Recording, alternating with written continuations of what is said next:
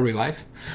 We are live. Happy Thursday, everyone. Thank you for joining us. Guy Tool, ER Wolf, Elify. You are joining us for the Thursday Roundtable discussion. We're going to continue on our theme, our topic for the week, which is FIRE. Financial independence, retire early. And we transitioned from last week with ambition over to obsession.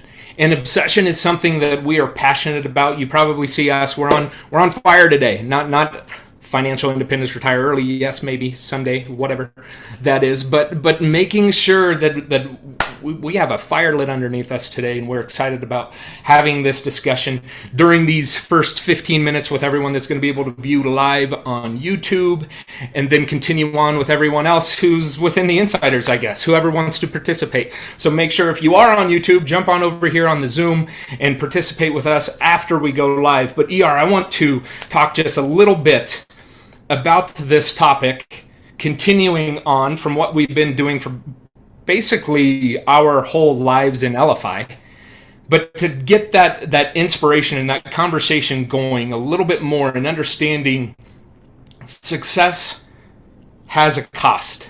It does. It's obsession. It's a belief that you're going to get there. And I didn't even tell ER before we did this. We're going to do a little bit of an exercise with everybody here after.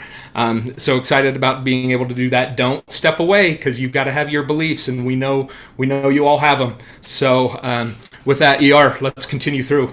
Yeah, I think kicking it off, one of the things that I like to think about on the topic of obsession, and obviously we talk about these things, we do these trainings because these are things we implement ourselves.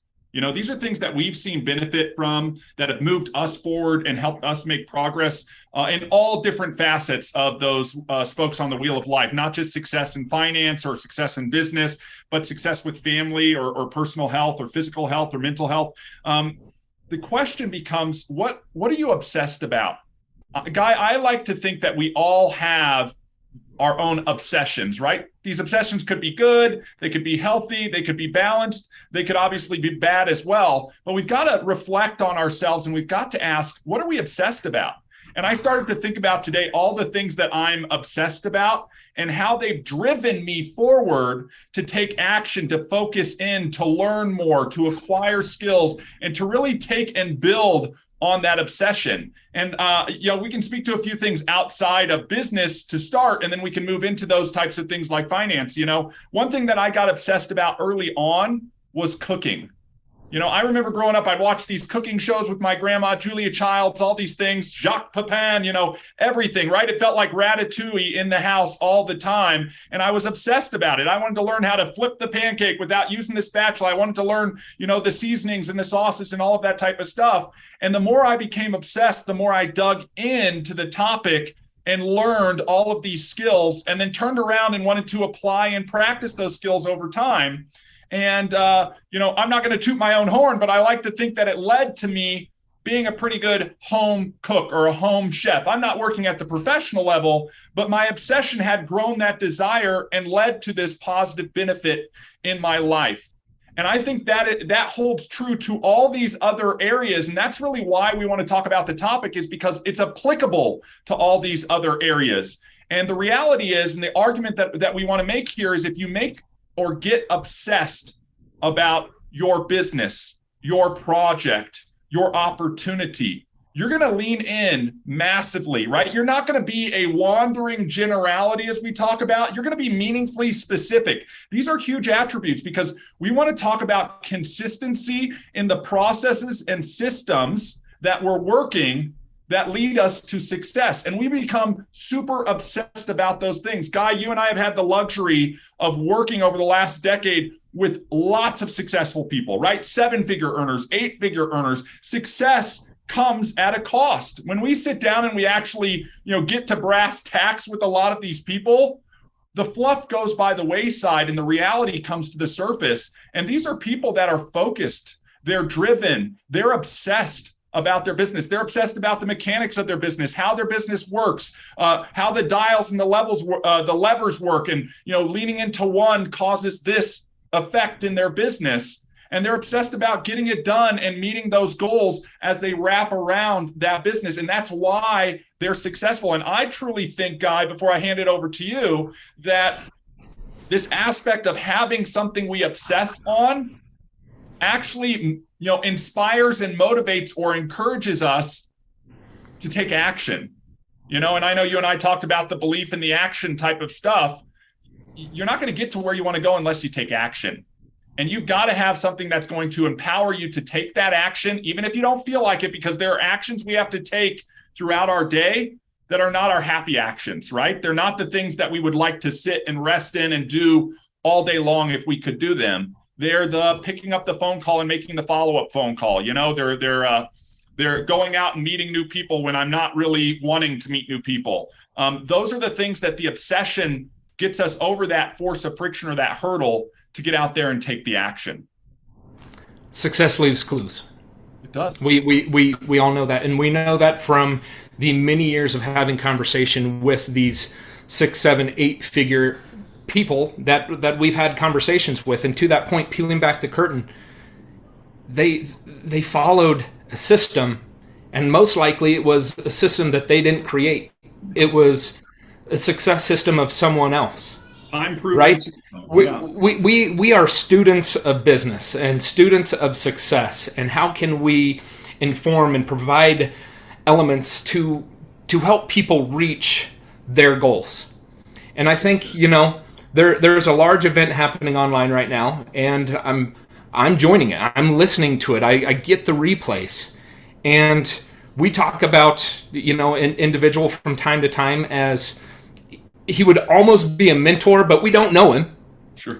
But we follow what he talks about, and it's Tony Robbins. Everyone knows who Tony Robbins is.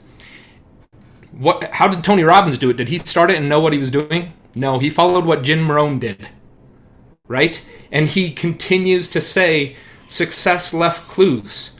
He expanded upon it, right? We expand upon what we talk about, because they're a lot of times conceptually is what the concepts is what Tony and his group talk about. And granted, he's got 100 different businesses that are doing over $7 billion in revenue, which is crazy. Yep. But to think, a lot of those businesses are professional teams, are large software companies. Like there's a way to do it, but there's a way to do it where everyone can participate. And that's where we sort of took that shift and said, through this, we can provide those types of clues as well. Yeah, absolutely. But there's got to be action. Why do so many people follow him? We talked about it earlier, ER. We've talked about it at nauseum. Yep. You get seminars where people will pay hundreds, thousands of dollars to go for a 2, 3, 4-day event. But what happens a week after the event? We wanted to shift, pivot, and say, let's just hold 4 seminars a week for a year. Right. And continue to provide training, conversation, those different types of things that hopefully can be inspirational enough for someone to take those actions, to have an obsession enough to make a change in the wheel of life. But I'm going to say in 2 areas, because we're talking business and we talk personal a lot. So what we'll get into here in just a few minutes in the activity is we're going to talk about the next 6 to 12 months in those two areas. Yep. And so giving you a little bit of insight on what to be prepared with, to write down and make sure we have it in writing so we can attain those goals and reach the success, because 3 little beliefs that we will shift. Yep. And Guy, this is so fun. I love that we get on, we get to share a little bit of information to everybody. And then those who have joined us live on the Zoom get to roll into participating in some dialogue and some conversation, really have a roundtable discussion about this. Obviously, if you're watching on the live stream, or maybe you're watching this in replay, we're going to encourage and invite you to join the next live. Guy, as you said, we're doing 4 of these every single week. right? For the whole year. We're already halfway through the year and we've been relentlessly consistent with this.